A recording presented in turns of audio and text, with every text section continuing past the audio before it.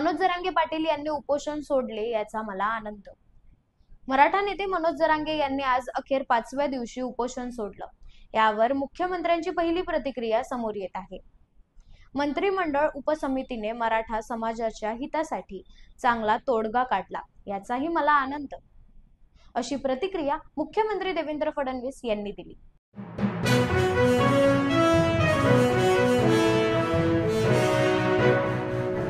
मनोज जरांगे पाटील यांनी उपोषण सोडलं। मनोज जरांगे पाटील यांनी आज अखेर 5व्या दिवशी उपोषण सोडलं। राज्य सरकारने मनोज जरांगे पाटील यांच्या 8 पैकी 6 मागण्या मान्य केल्या आहेत।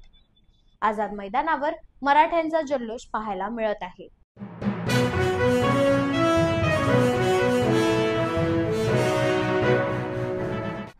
मराठवाड्यातील मनोज जरांगे पाटील यांच्या मराठा आरक्षणाच्या लढ्याला यश। मराठवाड्यातील मराठा समाजाला कुणबी जात प्रमाणपत्र देण्याबाबत मोठा निर्णय घेण्यात आला आहे। या निर्णयाचा फायदा मराठवाड्यातील मराठा समाजातील व्यक्तींना व कुणबी दाखले मिळवल्याने त्यांचा ओबीसी मध्ये समावेश होईल।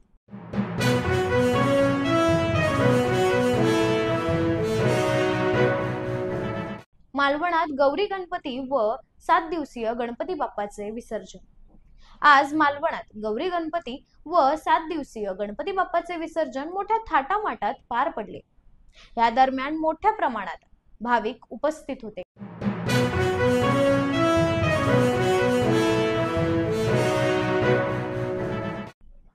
आज गौरी गणपती विसर्जनासोबत 7 दिवसीय गणपती बाप्पाचे विसर्जन होत आहे। यासाठी महानगरपालिकेने जवळपास 288 कृत्रिम तलावांची सोय करण्यात आली असून भाविकांची विसर्जनासाठी लांबच लांब रांगा।